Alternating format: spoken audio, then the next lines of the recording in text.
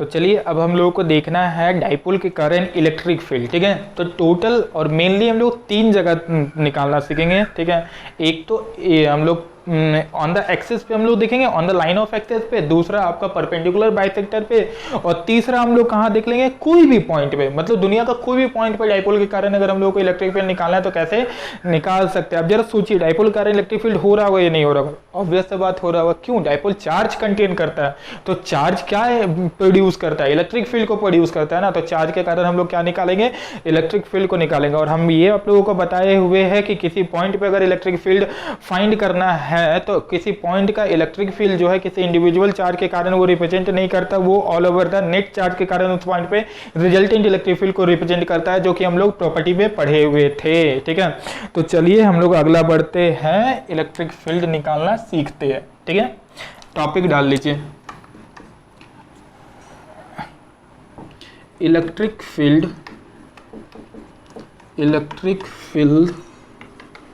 On the axis of dipole, on the axis of dipole, electric field on the axis of dipole, ठीक है। इसको दूसरे तरीके से रिप्रेजेंट करा जाता है, find the electric field due to dipole at axial point, axial point भी इसको बोला जाता है, ठीक है। और बोर्ड्स के एग्जामिनेशन में सीबीएसई के बोलेगा तो वो लिखेगा फाइंड द इलेक्ट्रिक फील्ड, आप लोग को लिखना है तो इस चीज को लिख लीजिए, find the electric field due to dipole at axial point, ठीक है। इस तरीके से सीबीएसई पूछता है, गौर कीजिए। इलेक्ट्रिक फील्ड निकालना है on the axis of dipole, वही निकाल सकते हैं, इसमें कोई भी दिक्कत वाला बात थोड़ी ना। हम लोगों को पता है डाइपोल क्या कंटेन करता है, 2 चार्ज को कंटेन करता है, दोनों चार्ज कितने से सेपरेटेड रहता है भाई, d डिस्टेंस से सेपरेटेड रहता है, दोनों चार्ज का जो मैग्नीट्यूड होता है वो सेम होता है, नेचर जो होता है वो अपोजिट होता है। बहुत बढ़िया, पता है हम लोगों को। मान लेते हैं यहाँ पे ये दोनों जो चार्ज है वो सेपरेटेड कितने से, 2a से सेपरेटेड है, ठीक है। दोनों का सेपरेशन 2a मान लिया, d का वैल्यू 2 है, क्या फर्क पड़ता है, कोई फर्क पड़ता है क्या? नहीं। इस पॉइंट पे निकालना हम लोगों को, ध्यान दीजिए, इस वाले पॉइंट पे हम लोगों को निकालना है। हम बोले इस पॉइंट पे इलेक्ट्रिक फील्ड को फाइंड करो, ठीक है। इलेक्ट्रिक फील्ड यहाँ पे क्या होगा, जो कि इन दोनों को मिड से कितने की दूरी पे है, r की दूरी पे, ठीक है। ये वाला चीज़ आप लोग ध्यान से सुनिएगा, आपके सीबीएसई के बोर्ड के एग्जामिनेशन में इसका डेरिवेशन पूछता है, ठीक है। बहुत बार पूछा गया, इनफैक्ट मल्टीपल टाइम्स, लगभग हर बार ही पूछ देता है, ठीक है। तो इस चीज़ को आप लोग ध्यान से सुने, और इसका रिजल्ट बहुत इंपॉर्टेंट होता है, रिजल्ट याद रखें, क्योंकि रिजल्ट से जेई क्वेश्चन करता है। फिर कैसा क्वेश्चन करता है बताएंगे, बहुत इंटरेस्टिंग, ठीक है, चीज़ है ये। डेरिवेशन कौन पूछेगा, डेरिवेशन आपका पूछेगा सीबीएसई, रिजल्ट से क्वेश्चन कौन पूछेगा, जेई, ठीक है। जबकि कुछ टफ नहीं होता, इसको डेरिवेशन के जैसा ट्रीट आप बिल्कुल ना करें, ये एक न्यूमेरिकल ही है, आया बात समझ में, as a JEE point of view, ठीक है। समझिए ध्यान से, इस वाले पॉइंट पे निकालना है भाई, अच्छा बात है, समझ में आ रहा है, हम लोग निकाल सकते हैं, यहाँ पे कोई दिक्कत नहीं है। इस माइनस क्यू के यहाँ पे निकालना, तो यहाँ पे कितना चार्ज को रखेंगे, 1 कूलम के चार्ज को रखेंगे, और उस पर फोर्स देख लेंगे कितना आ रहा है, ये क्यू और माइनस क्यू के कारण। तो इस माइनस क्यू के कारण हम लोगों को देखने को मिला, यहाँ पे जो इलेक्ट्रिक फील्ड का डायरेक्शन होगा वो किधर की ओर होगा भाई, माइनस क्यू की ओर होगा। आया बात समझ में, मतलब इलेक्ट्रिक फील्ड का हम लोग डायरेक्शन इधर बोल सकते हैं, ये होगा electric field due to minus Q. बढ़िया बात है, अच्छा बात है, समझ में आ गया। प्लस क्यू के कारण किधर होगा भाई, इधर होगा, electric field due to plus Q. क्या झमेला, आराम से लिख सकते हैं हम लोग। तो यहाँ क्यू नेट कैसे फाइंड करेंगे, दोनों को सब्ट्रैक्ट करके। अब कौन किससे सब्ट्रैक्ट करेंगे ये देख लेते हैं। तो पहले लिखते हैं E due to minus Q, कितना आएगा, के आएगा, क्यू आएगा divided by R square. Distance कितना है यहाँ से यहाँ का, अगर हम लोग ढंग से सोचे, ये 2 है और ये मिड पॉइंट है, तो ये हो जाएगा हमारा ए, और ये भी कितना हो जाएगा हमारा ए और ए से सेपरेटेड रहेगा। तो यहाँ से यहाँ का दूरी कितना हो जाना है हमारा, ये पूरा आर है और ये ए, तो ए प्लस आर का स्क्वायर, क्लियर चीज, ए प्लस आर का क्या आ जाएगा, स्क्वायर आ जाएगा। उसी तरीके से अगर A due to plus Q find करें तो ये कितना आ जाएगा, के क्यू डिवाइडेड बाई ये वाला डिस्टेंस आई, किधर गया ये कितना हो जाएगा पूरा, आर में से ए को हम लोग क्या करेंगे, माइनस कर देंगे, आर में से ए को माइनस कर देंगे, ठीक है। तो आर माइनस ए का स्क्वायर, इसको ऐसे लिखते थे, ज़्यादा अच्छा लगेगा हम लोग को देखने में, आर प्लस ए, कोई फर्क नहीं पड़ता, बाकी जो लिखना है आप लोग लिख सकते हैं, कोई फर्क नहीं पड़ता उससे, ठीक है। तो ई नेट कैसे निकालेंगे भाई, ई नेट निकालेंगे, जो बड़ा है उसमें से छोटे वाली को माइनस करेंगे। बढ़िया बात है, अच्छा बात है, हम लोग को समझ में आ गया, यहाँ से माइनस करना है। तो इन दोनों में बड़ा कौन है हम लोग को देखने को मिलेगा, इस वाले का क्वांटिटी जी, जो नीचे है ये छोटा है, मतलब होल क्वांटिटी बड़ा होगा एज कम्पेयर टू दिस। तो हम लोग लिखेंगे यहाँ पे ई प्लस क्यू माइनस ई माइनस क्यू, ठीक है। ई प्लस क्यू के कारण यहाँ पे ज़्यादा वैल्यू नजर आया हम लोगों को, ठीक है। तो ये आ जाएगा हमारा के क्यू। देखिए दोनों से के क्यू को कॉमन निकाल सकते हैं हम, थोड़ा डायरेक्ट कर रहे हैं तो, या फिर पूरा लिख ही देते। चलिए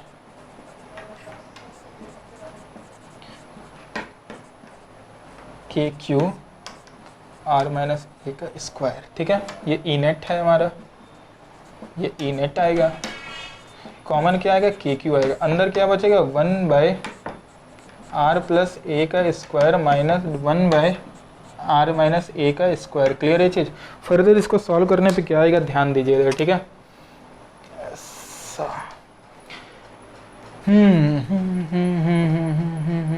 इधर गया आ जाएगा ये हमारा 4AR, ठीक है। आप लोग सॉल्व कीजिएगा उसको तो ई नेट का वैल्यू नज़र आएगा के क्यू इक्वल्स टू, ये एलसीएम लेंगे तो ये यहाँ आएगा, ये यहाँ आएगा, स्क्वायर को सॉल्व करेंगे तो फर्दर हम लोगों को क्या दिखेगा, नीचे में R square minus A square, यही कुछ दिख रहा होगा, इसका whole square, A plus B A minus B, तो R square minus A square का होल स्क्वायर, ऊपर क्या आएगा 4AR आ रहा होगा, अगर ढंग से आप लोग सोचे तो, ठीक है। 4 क्या आ रहा होगा, AR आ रहा होगा, ठीक है, 4AR आ रहा होगा। इसको सॉल्व कीजिएगा स्क्वायर को, स्क्वायर रूट को खोल के, तो इतना ही आएगा। तो ई नेट क्या दिखेगा हम लोग को यहाँ पे, ई नेट दिख रहा होगा के क्यू एक काम करते हैं ना, एक काम करते थोड़ा तोड़ ताड़ के इस चीज़ को लिखते हैं। जहाँ पे हम बताए हुए थे ये 2A क्या है, बहुत कम रहेगा, तो यहाँ पे कंडीशन क्या होता है ना इसको सॉल्व करने में, कंडीशन ये होता है कि R is greater than 2A, ठीक है। तो हम लोग यहाँ पे बोल सकते हैं वो बहुत बड़ा होगा, तो R स्क्वायर इज महा greater than A square. Clear है ये चीज़।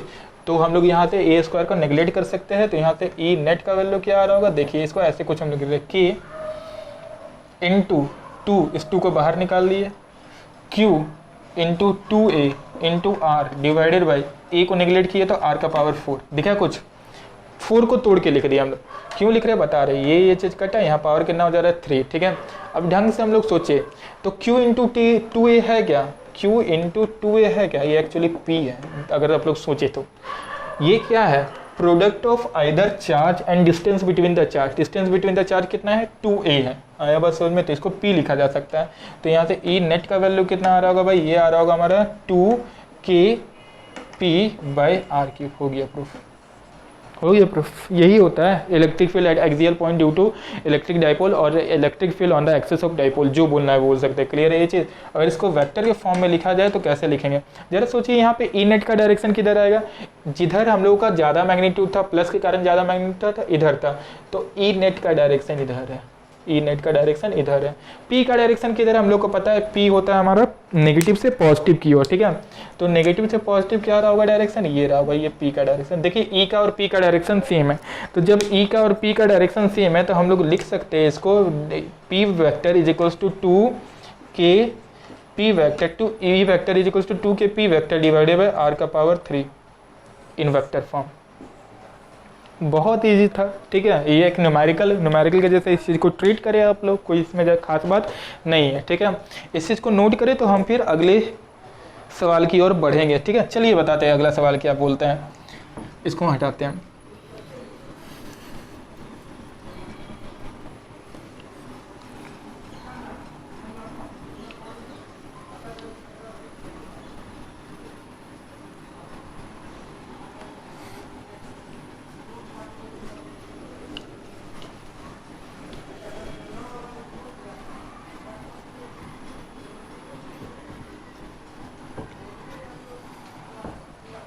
Electric field on the perpendicular bisector of dipole, electric field on the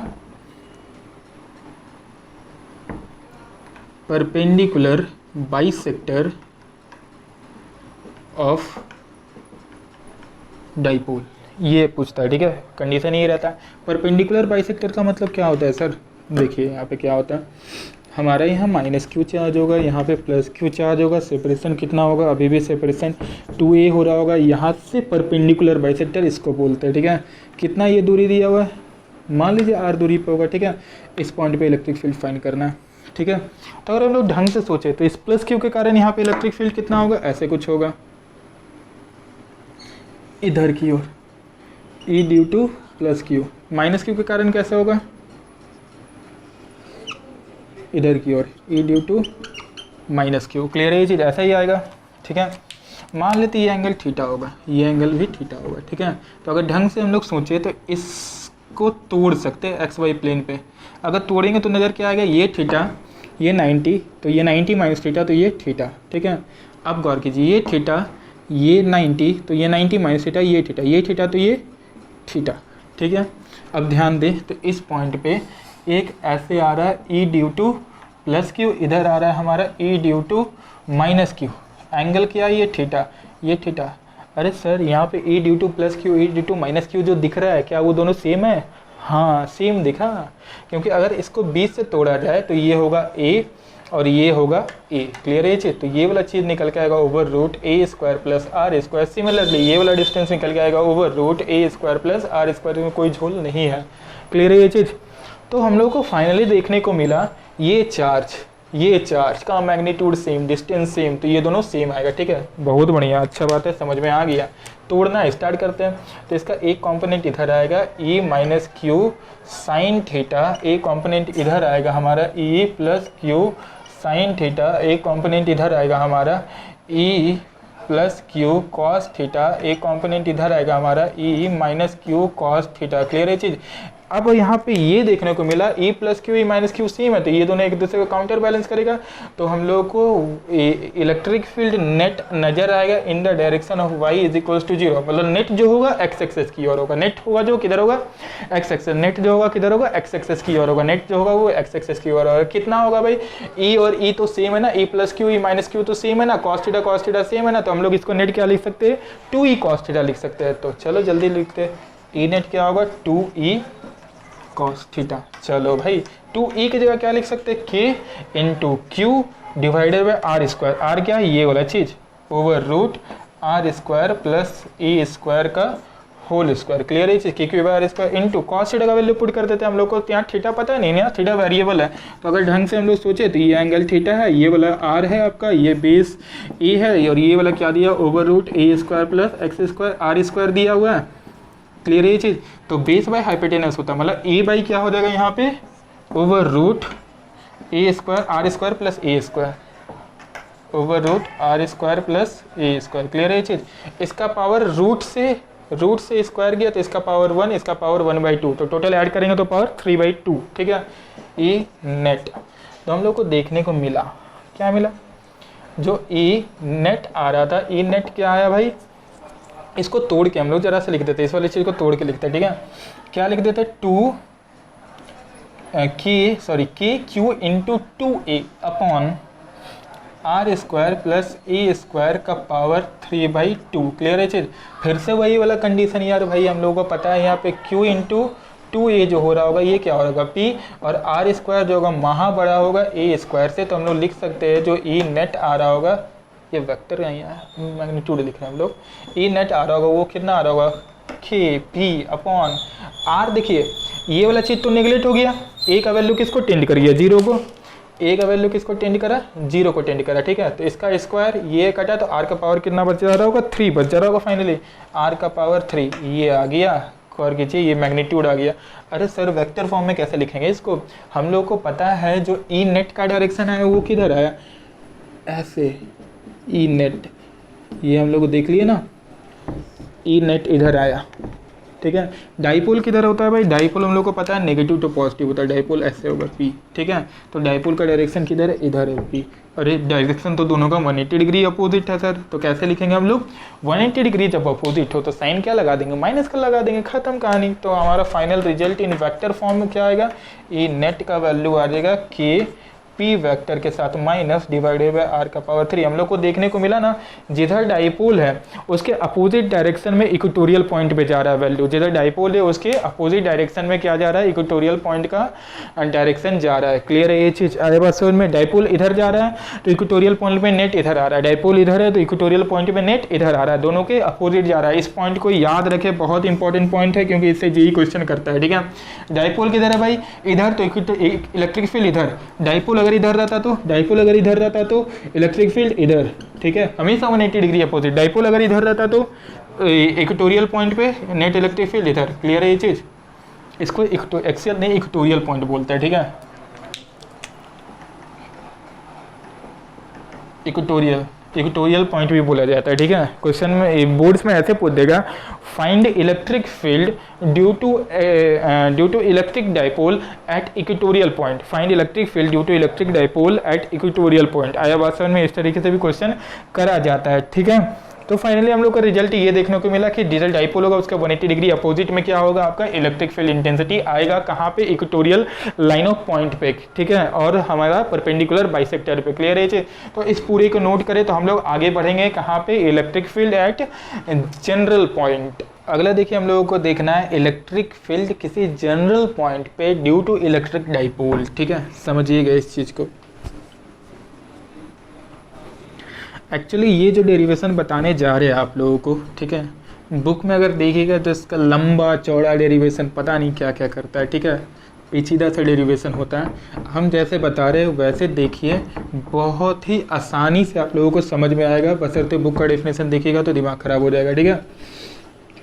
बहुत लंबा डेरिवेशन उतना कोई करने का मतलब नहीं होता है, ठीक है। फालतू सा डेरिवेशन दिया हुआ रहता है बुक वगैरह में, उससे कहीं भी जेई वगैरह में पूछा नहीं जाता है, ठीक है। अगर वो आप याद रखिएगा तो जेई का क्वेश्चन एक भी नहीं हिलेगा। फर्दर जो हम बता रहे हैं अगर वो याद रखिएगा तो उस हिसाब से आपको कॉन्फिडेंस आ जाएगा कि दुनिया के किसी भी पॉइंट पे अगर पूछे डाइपोल निकालने के लिए, इलेक्ट्रिक फील्ड निकालने के लिए डाइपोल के कारण, तो हम लोग निकाल सकते हैं, इसमें कोई दिक्कत नहीं है।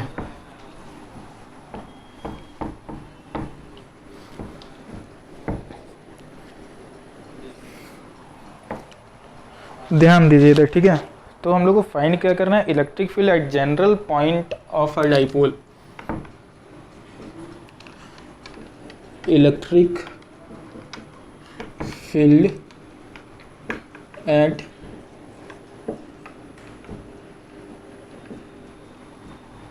General point of dipole.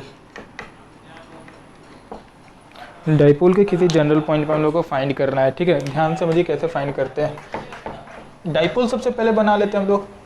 ये डाइपोल होगा आपका, ये माइनस क्यू होगा और ये क्या होगा आपका प्लस क्यू होगा। क्लियर है, यहाँ तो कोई दिक्कत नहीं होना चाहिए। जनरल पॉइंट का मतलब दुनिया के किसी भी पॉइंट पे हम लोग को फाइंड करना है। इस पॉइंट पे मान लीजिए फाइंड करते हैं हम लोग, ठीक है। तो ध्यान से सुनिए, हम लोग मान लेते हैं यहाँ से ये डिस्टेंस कितना दिया हुआ है, ये ऐसे यहाँ से थीटा एंगल पे ऐसा कुछ, इस थीटा एंगल पे फाइंड करना है हम लोगों को, ठीक है। जाके डाइपोल, नेट डाइपोल यहाँ लिखना है, ठीक है। तो कैसे करेंगे भाई, क्वेश्चन अराइज ये होता है, हम लोग को पता नहीं है कैसे करेंगे, ठीक है। इसका लंबा चौड़ा डेरिवेशन होता है बेकार सा, ठीक है। जो बता रहे उसे सुनिए आप लोग। तो पहले सबसे पहले ये बताइए डाइपोल का डायरेक्शन किधर होगा इस सिनेरियो में। हम लोग को पता है डाइपोल किधर जाता है, नेगेटिव टू पॉजिटिव। अच्छा बात है भाई, चलिए हम लोग नेगेटिव टू पॉजिटिव डाइपोल लिख दिया। कितना रहता है डाइपोल, पी रहता है, पी लिख दिया, ठीक है। अब ध्यान से इस चीज़ को सोचिए, तो क्या हम लोग पी को कुछ इस तरीके से तोड़ सकते हैं क्या, ऐसा और ऐसा कंपोनेंट में, हाँ से तोड़ सकते हैं ना इसको। ये पी है तो ये आ जाएगा पी साइन थीटा और आ जाएगा ये पी कॉस थीटा। हो आ गया, चलो यहाँ तक समझ में आ गया। तो अगर हम लोग ढंग से सोचे तो ये पी साइन थीटा वाला कंपोनेंट के लिए ये पॉइंट हो जाएगा, याद कीजिए, परपेंडिकुलर बाइसेक्टर वाला, दिखा। और पी कॉस थीटा के लिए ये कौन सा पॉइंट हो जाएगा, एक्सिस वाला पॉइंट हो जाएगा। क्लियर है ये चीज़, पी कॉस थीटा के लिए एक्सिस वाला पॉइंट हो गया और पी साइन थीटा के लिए कौन सा पॉइंट हो जाएगा आपका, परपेंडिकुलर वाला पॉइंट आ जाएगा। अरे रे हो गया काम, तो यहाँ पे हो ही गया हमारा। तो इस परपेंडिकुलर के लिए इस पॉइंट पे इलेक्ट्रिक फील्ड का डायरेक्शन किधर, इस परपेंडिकुलर के लिए। अगर डाइपोल ऐसे है तो याद रखिए, अगर डाइपोल ऐसे रहता था तो इलेक्ट्रिक फील्ड ऐसे आता था, परपेंडिकुलर के कारण किधर आएगा, इधर आएगा इलेक्ट्रिक फील्ड, ठीक है। कितना होता था electric field, K P by R cube into ये वाला क्या साइन थीटा ना, साइन थीटा मल्टीप्लाई कर दिए। क्लियर है ये चीज़। अरे रे, इस डाइपोल के कारण कहाँ जा रहा है, एक्सियल पे। तो एक्सियल पे तो उसी डायरेक्शन में होता था ना भाई। कितना होगा, K P by R cube into cos theta, 2kp by R cube into cos theta. हो गया काम खत्म, अब आराम से निकाल सकते हैं। इन दोनों का नेट फाइंड कर सकते हैं हम लोग, हाँ फाइंड किया जा सकता है नेट। नेट किधर जाएगा हमारा, एक ऐसे है एक ऐसे है, तो ई नेट इधर जाएगा। क्लियर है चीज़। ई नेट का जो वैल्यू आएगा, ई नेट कितना आएगा भाई, हम लोग को पता है, ओवर रूट इसका स्क्वायर प्लस इसका स्क्वायर, मतलब 2 K P by R cube into cos theta का square plus K P by R cube into sine theta का स्क्वायर। कोई दिक्कत नहीं, क्लियर है ये चीज़। ऐसा आएगा के पी बाई आर क्यूब सबसे कॉमन आ जाएगा बाहर, के पी बाई आर क्यूब बाहर आ गया, अंदर क्या बचेगा ओवर रूट 2 4 आ जाएगा, ये 4 आ जाएगा, ठीक है 4 आ जाएगा, 4 cos square theta plus sine square theta. अब ढंग से इस चीज़ को सोचें तो 4 कॉस स्क्वायर थीटा में से एक कॉस स्क्वायर थीटा इसको दे देंगे तो ये बन जाएगा आपका, ये हो जाएगा 1 और यहाँ बचेगा 3 कॉस स्क्वायर थीटा। तो आंसर क्या आएगा हमारा के पी बाई आर क्यूब अंदर 1 plus 3 cos square theta. E net हो गया डिराइव, बहुत इजीली हो गया सर, कुछ करना ही नहीं पड़ा हम लोगों को। किए क्या फिर से सुनिए, ये दिया हुआ है, इस पॉइंट पे निकालना है हम लोग को। तो डाइपोल का हम लोगों का डायरेक्शन ऐसे पता है, इसको दो कंपोनेंट में तोड़ दिए, एक परपेंडिकुलर और एक एक्सेस वाला। क्लियर है चीज़, एक ये आपका परपेंडिकुलर बाइसेक्टर वाला और एक्सेस वाला। इधर पी साइन थीटा देगा, पी कॉस थीटा देगा। तो हम लोग को पता है पी साइन थीटा के कारण इसका इलेक्ट्रिक फील्ड इधर होगा। अगर डाइपोल ऐसे है तो इलेक्ट्रिक फील्ड ऐसे है, कितना आ जाएगा K P by R cube sine theta. उसके बाद गौर कीजिएगा हम लोग क्या बोल सकते हैं, ये पी कॉस थीटा इधर दिया हुआ है तो P cos theta axial point है तो इसके कारण डायरेक्शन ये आएगा 2p by R cube cos theta आ जाएगा। क्लियर है ये चीज़। फर्दर उसको सॉल्व किया तो क्या आ गया K P by R cube 1 plus cos square theta आ गया। यहाँ तक कोई दिक्कत नहीं। अब अगर आप लोग सोचें तो 4 एक्सियल पॉइंट या फिर एक्सेस वाला पॉइंट, ठीक है। एक्सियल पॉइंट के लिए थीटा का वैल्यू कितना होगा, ये नीचे गिर जाएगा तो एक्सियल पॉइंट हो जाएगा 0 डिग्री। पुट करें वहाँ पे 0 डिग्री तो ई नेट का वैल्यू कितना आ जाएगा वहाँ पे के पी बाई आर क्यूब। यहाँ पे 0 डिग्री जैसे ही पुट किए तो ये 1 3 प्लस 1 4 बाहर आ गया 2। कितना आ गया बाहर 2। देखिए इतना ही कुछ होता था। हाँ सर इतना ही होता था, इसमें कोई दिक्कत वाला बात तो नहीं है, ठीक है। अगर हम लोग पूछे 4 एक्सियल हो गया ना इक्वेटोरियल पॉइंट,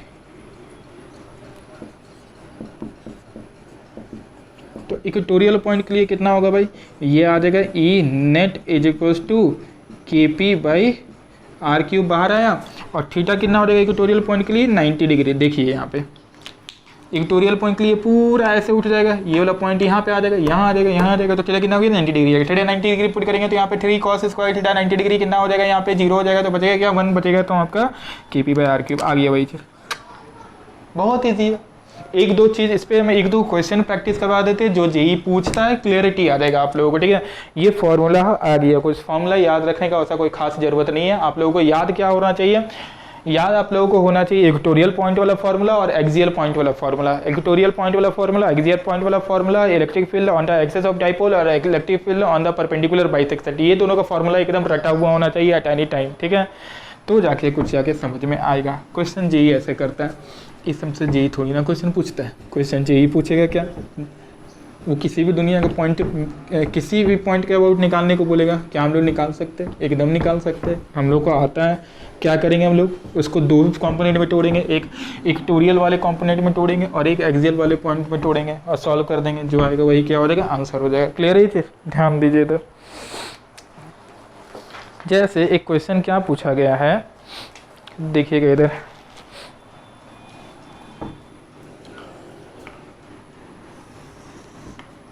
ऐसा कुछ दिया हुआ है, ठीक है।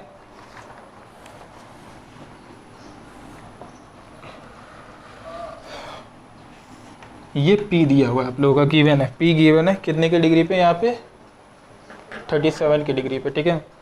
तो हम लोग को इस वाले पॉइंट पे जो कि यहाँ से कितने की दूरी पे, D के दूरी पे इलेक्ट्रिक फील्ड बताना है। नेट इलेक्ट्रिक फील्ड कितना होगा इस डाइपोल के कारण। डाइपोल का डायरेक्शन ये दिया हुआ है तो इस वाले डायरेक्शन में हम लोग को नेट इलेक्ट्रिक फील्ड बताना है, ठीक है।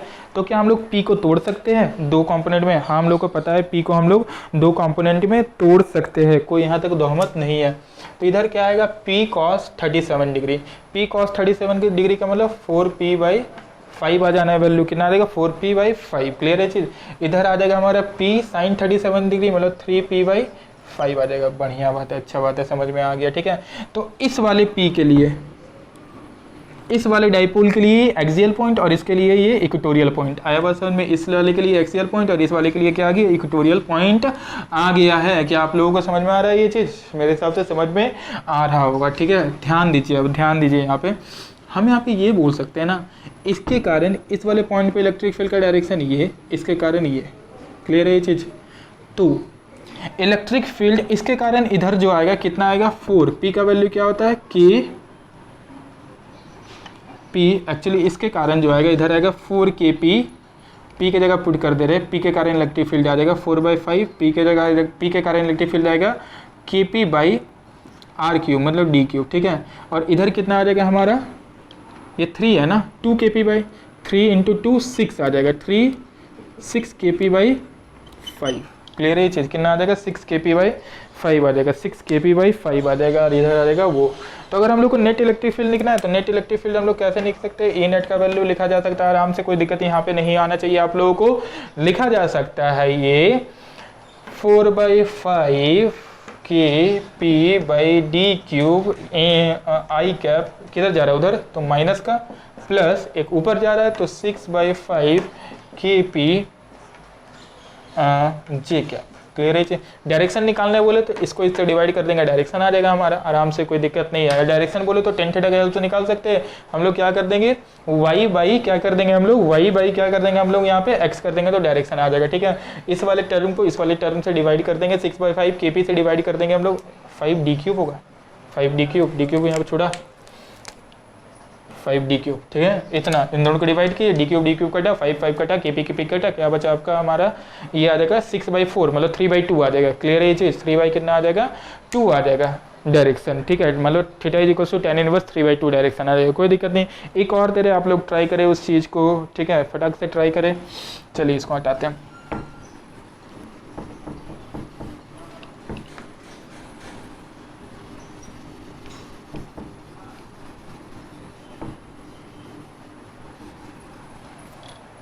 ठीक है, देखिए यहाँ पे सवाल ऐसा ही दिया हुआ है सिमिलर। पहले आप लोग इस चीज़ को खुद से ट्राई करें, फिर देखिए कि सही आ रहा है या नहीं आ रहा। मेरे से मिला है उस चीज़ को, ऐसे दिया हुआ है डाइपोल, कितने एंगल पे दिया हुआ है 45 डिग्री पे दिया हुआ है। ठीक है, कहाँ पे हम लोग को बताना है, हम लोग को इस वाले पॉइंट पे बताना है, जो कि यहाँ से कितने की दूरी पे, डी के दूरी पे डाइपोल। चलिए जल्दी जल्दी आप लोग कोशिश करें बनाने का इसको। चलिए हम अब बताते हैं। तो अब आप लोग ध्यान से अगर इस चीज़ को सोचें तो P के कारण इसका 2 कंपोनेंट आएगा, एक इधर आएगा P/√2, एक इधर आएगा हमारा P/√2। अब अगर ध्यान से सोचें तो P/√2 के कारण, इसके कारण ये कौन सा पॉइंट, इक्वेटोरियल वाला पॉइंट, परपेंडिकुलर बाइसेक्टर वाला पॉइंट, तो इसके कारण इलेक्ट्रिक फील्ड का डायरेक्शन इधर कितना आएगा भाई, Kp/d³ इंटू √2, नीचे वाला √2 आ गया। और इसके कारण एक्सियल पॉइंट ये तो इधर ही होगा, कितना होगा 2kp/d³√2।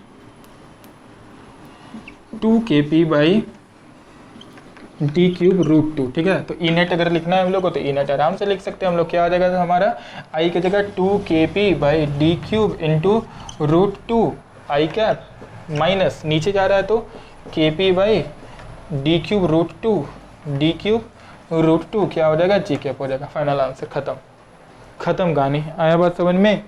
ये क्या आ गया हमारा फाइनल आंसर आ गया यहाँ तक। ठीक है, तो इसी तरीके से बहुत सारे क्वेश्चंस बनाए जाएंगे आप लोगों को। ठीक है, थीटा दे देगा, ये वो दे देगा, जनरल पॉइंट के लिए आप लोगों को बता दिए, अगर रटना है तो उस चीज़ को रट सकते हैं। मेरा कहना ये रहेगा उस चीज़ को आप रटे नहीं, उस चीज़ को आप इस तरीके से सॉल्व करना सीखे। ठीक है, तो आप लोगों को कुछ फील आएगा और क्वेश्चन छूटेगा नहीं और समझ में आएगा। ठीक है, तो किसी जनरल पॉइंट पर निकालने बोले और यहाँ पे डाइपोल का डायरेक्शन कुछ भी दे दे तो हम लोग को क्या करना है, उस पॉइंट के बाद जिस पॉइंट पर निकालना है हम लोग क्या करेंगे, उस डाइपोल को 2 कॉम्पोनेंट में तोड़ेंगे, एक एक्सिस के अलॉन्ग तोड़ेंगे, दूसरा परपेंडिकुलर सेक्टर के अलॉन्ग तोड़ेंगे। तो हम लोग फाइनली वहां पे देख लेंगे एक्सिस के कारण वहां पे इलेक्ट्रिक फील्ड कितना आ रहा है और परपेंडिकुलर बाइसेक्टर के कारण इलेक्ट्रिक फील्ड कितना आ रहा है। बाकी वेक्टर फॉर्म में लिख देंगे, आंसर आ जाएगा। अगर थीटा निकालने बोले तो जी को आई से डिवाइड कर देंगे, थीटा आ जाएगा। थीटा निकालने में कोई ज्यादा बड़ा बात नहीं है, वेक्टर हम लोग को थीटा निकालने आता है। क्लास 11 के स्टार्टिंग से जब हम लोग वेक्टर पढ़े थे उसमें कोई दोहमत नहीं है। ठीक है, तो आप लोग इस चीज़ को नोट करें, आराम से इस चीज़ को बनाएं, सॉल्व करें। ठीक है, और ढंग से प्रैक्टिस करें पूरा डाइपोल को। पहले डाइपोल हम लोग पढ़े, डाइपोल आप लोग ढंग से प्रैक्टिस करें। उसके बाद हम लोग कहाँ पढ़े, इलेक्ट्रिक फील्ड निकालना सीखे, एक्सियल पॉइंट, इक्वेटोरियल पॉइंट और जनरल पॉइंट। सबको आप बार बार इस चीज़ को प्रैक्टिस करें, कम से कम इस चीज़ को 2 से 3 बार आप लोग प्रैक्टिस कर ले। खास करके इस टाइप के न्यूमेरिकल को तो 2 से 3 बार आप लोग प्रैक्टिस करें। ठीक है, तो जाके कुछ क्लैरिटी आप लोगों को ढंग से आ जाएगा। आया बात समझ में? तब तक के लिए इस चीज़ को नोट करें, तो फिर हम लोग आगे मिलेंगे। इस इलेक्ट्रिक डाइपोल के कारण पोटेंशियल निकालना सीखेंगे। ठीक है, इलेक्ट्रिक डाइपोल के कारण पोटेंशियल कितना आता है इसको निकालना हम लोग सीखेंगे। ठीक है, तब तक के लिए आप लोग इस चीज़ को प्रैक्टिस करते रहें।